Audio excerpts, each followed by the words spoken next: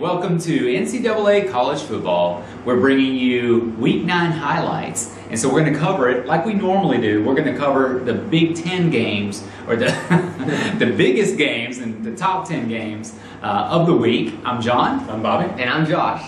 All right, and so before we hop into the top 10, just wanted to give kudos to Boise State and a big win. We mentioned it was a big game, not a conference game, but a big win for Boise, and they did a good job. It was a pretty solid game, 600 plus yards on offense, and overall pretty dominating fashion. Yeah, I would say they look like a Lane Kiffin offense to me. Is that right? We're not even going to go there. Okay, our number 10 game only.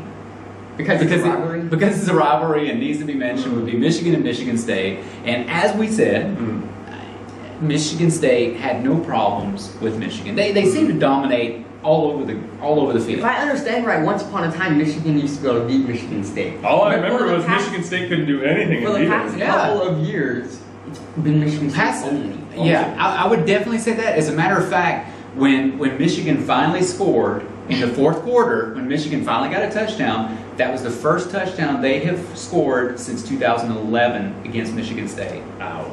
So that tells you that Big Brother is struggling. And so they're going to have to do something about that. Okay, number 9 game was North Carolina at Virginia. And here we were thinking, this was what we were thinking was pretty close, pretty evenly matched. This was mentioned because it's big for the ACC. It was big for the ACC, and North Carolina pulled this thing out against Virginia. So we still have a lot of confusion in terms of the ACC. What's going to go on there? Coastal's a mess, but I mean, you just look specifically at this game. Virginia up 14-0 with what their defense is their pride, and all of a sudden roaring back in North Carolina and scored.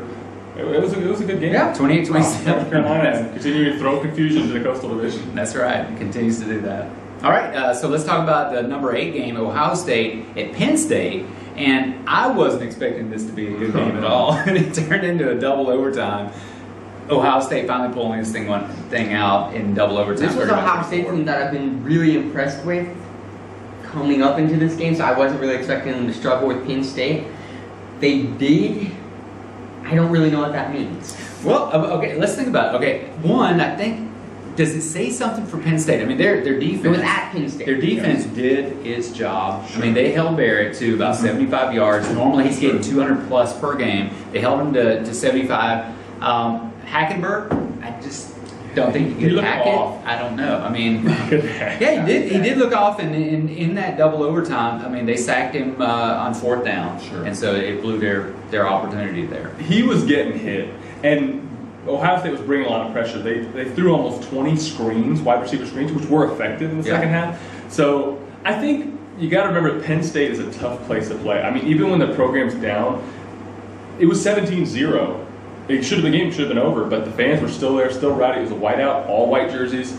I don't think Penn State's that good. I think that Ohio State went into a buzzsaw in a night game in Happy Valley, and they escaped. You know what drives me crazy is when it comes down, if you're on 4th and 11 or something, or 4th and you're down, not even in overtime, or for any team lately, if you know you're going to be having pressure, why don't they just lob the ball there? A lot of times the quarterbacks will start moving around. Are they waiting for somebody to be open? If it's a Hail Mary, nobody's going to be open. You throw it up there and you hope for the best. And don't get sacked. And are you like referring to Ole Miss when you're talking about this? And we're going to get there in just a little bit. But okay, our number 7 game of the week was Texas Tech and TCU, and really the only reason we're throwing this one in there was just because the amazing score of 82 This is the best offense in college football. The TCU won. Yeah, this is good grief, 82 points. I think you got to start looking at Boykin for Heisman pretty soon. I mean, he's just really is putting up numbers every week. And I don't see why not. Even the game they lost, he didn't necessarily play bad. He got outscored. Right there. That's right. So at one point in the third quarter, in a stretch of 8 minutes, TCU got 30 points. Wow. It's just, they put on a show. All right, so let's move on. Yeah, and I agree about Boykin. I think he should. Is he in there? Are they talking He's about got to be. I haven't heard it. He has to be somewhere. Yeah. Okay. Speaking of Heisman candidates. What are you going to do?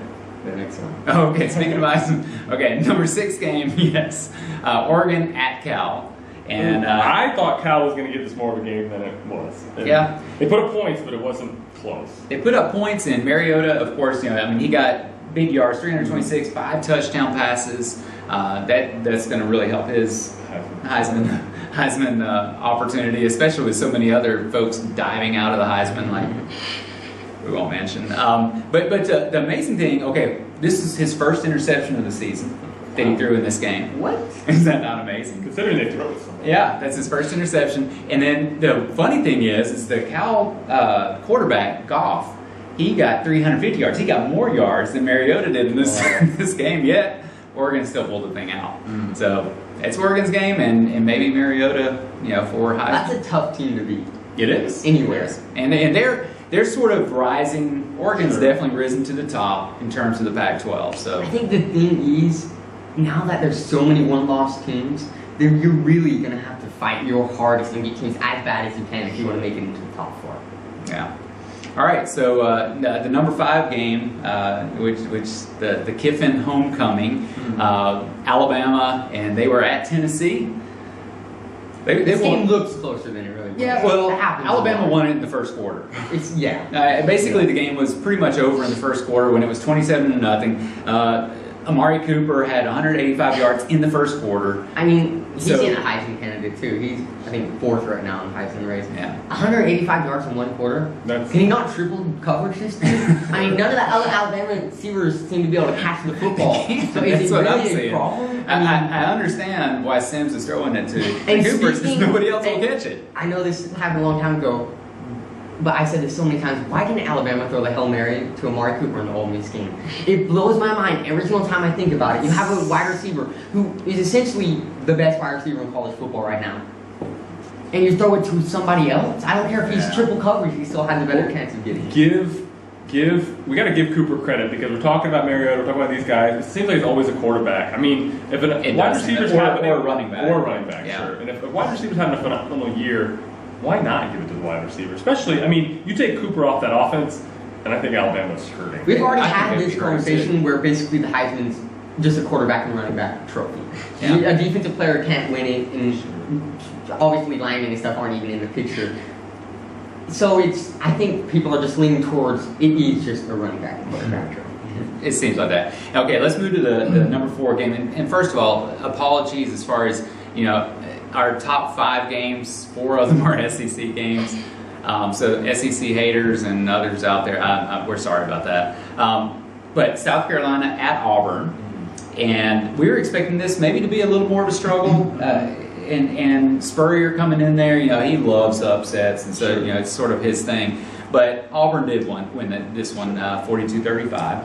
But it was back and forth. It was back and forth. Right there We with were us. saying Spurrier, you just never know what he's You gonna just do. don't know. You Yeah. don't. No. I think if this game were flipped over in South Carolina, I think South Carolina could pull the upset. I mean, to be this close in Auburn, South Carolina led for a good portion. That being said, I don't think Auburn's a bad team. Just No. because this was a close game, I still think they're going to go be like even. We're going to talk about it. South Carolina's got hated though. Out of their 12 matchups against Auburn, South Carolina's won one of them over the years, and so that's pretty rough. Thompson, in this game, had 400 yards and 5 touchdowns. Wow. The problem for South Carolina was 3 turnovers, and so that really hurt them. But all right, so Auburn pulled that one off. They continue to move forward. The next one, our game 3, is Mississippi State at Kentucky, and I wasn't expecting this to be a game at all, and it actually turned into one. I mean, it was a 1-point game. That's 1 touchdown game Sure. for most of the fourth quarter. Yeah. So that was pretty impressive. There were over 1,000 yards in offense in this game. Is that not crazy? I mean, you would think the score would be higher with that, Sure. but there was over 1,000 yards in It's a lot of offense. yards. It's a lot of yards. Which, looking ahead, when the big showdown between Mississippi State and Mississippi happens, Yeah. makes you think you've got one powerful offense, Ole Miss on defense. It's got to collide. Something's got to happen. So it should be interesting. To see I what think happens. it should be really interesting when that time comes, and it will at the end of this season. Okay, so number 2 game would be Ole Miss at LSU. There they were in Death Valley, and it happened. Yeah. I'm starting to Yeah. think this wasn't an upset because apparently every single one of the I don't people feel thought like it was it's going to an happen. upset. Lee Yeah. Corso thought it would happen. Hershey thought it would happen. The famous people, they thought LSU was going to win. As good as Ole Miss has been, Do you really think that they would have went unscathed throughout the season? That's hard to believe. But, I mean, I think they're a great LSU, team. They shouldn't have. Well, Yeah. and I think that to me, what this one revealed was just Ole Miss. They just couldn't get it together offensively. Okay, Obviously, the I still- defense did a good job. I still think they have the best defense in the nation. Yeah, Yeah, their I defense agree. did it. I mean, if you get 10 points, you should. Yeah. Even if you're the best defense, you got. That's right. Yeah. That's right. But good. That's Miles' mom died the night. Yeah, I know. So I know it. there's Maybe that was emotionally maybe that was spirited. maybe that could have been part of it. Let's talk briefly about the very end of the game. The 9 seconds left. The really, to me, horrible Yeah, I know. time. I recently clock learned it was a management. freshman kicker. Ole Miss has a freshman kicker in Death Valley. You're on And I scholarship. understand- You're there to play. And I understand, but even when they were in position and then they get the delay of I game, mean, that's just you know, that's and- coaching. You got okay, You can't let that happen. the kicking team was not sent out until 15 seconds were left. And on it the was clock. third down. They could have gone for one more play. Yeah, which I think that's they exactly should right. have. They Yeah. should have not Hail Mary, but get a little And closer that's and the spike other thing. ball. They spiked the ball. And they spiked the ball. But you do understand that the whole coaching staff was furious over that with Bo Wallace because they did not want him to throw that pass like that. They wanted it just a one in the flats, get a little bit closer, have field goal range. That was not Was that the the play. play? Bad Bo messed that one I did up. not know that. Yes. Yeah. So that was huge. Does this mean LSU has turned a corner? Does this mean that No, they're no. better? No. I don't think so. LSU is going to Well, be dangerous coming because their they- quarterback is young. Yes, that's true. Maybe they have But turned not the for corner this a little season. bit. Yeah, I still think their offense. I mean, they put up 10 points. But last Against the week they best put up defense. 41. Yeah. So this week, yes. They, Well, against the the good best defense. That's right. That's true. Yeah. So maybe they have that Florida game was a dogfight that Florida should have won. Yeah. And I think sometimes you get over that momentum and Maybe push so. forward. So maybe they are. Maybe they. All right. Here's our number one game of the week, and this is pretty funny to But me. Did Go ahead. anybody stay up for this game? Which one? This one? No. The Khon game? I had no idea who won it until the next day. It started at actually. 10 o'clock. I wasn't even paying attention to it because one, I thought there's no way Utah's really going to beat USC, and they did. Utah, the Utes. Wow. Showed we up have again. given our respect Indian Showed up tribe. again. This Yes, is we- twice in a row that the Utes have. We're saying they're going to lose, and then they're coming in now. Well, it was really interesting. Their quarterback Travis Wilson, he didn't have like this super impressive game. Sure. But that final opportunity to go down the field with Sure. not much time left on the clock, drove all the way down, did not throw an interception, throws a pass that almost got in, and they had to look at it, did it Sure. get in? No, they're on the 1 yard line. And then the next play, with 8 seconds left, throws a pass and gets it in there. It's pretty impressive. I thought they did a really good job. An interesting point about both Utah and BYU. These are two teams that have recently come up into bigger conferences, right? Utah joined the Pac-12 and TCU joined the Big 12. Not BYU, guys. TCU. I'm sorry, TCU. Yeah, Thank TCU. you. But they've come and they've shown that they can play in these leagues. So it makes you wonder about a team like Boise if they've given a shot. Yeah, well, we'll see. All right, well, that's our Week 9 review of the highlights of all the big games, and stay tuned for our Week 10 preview.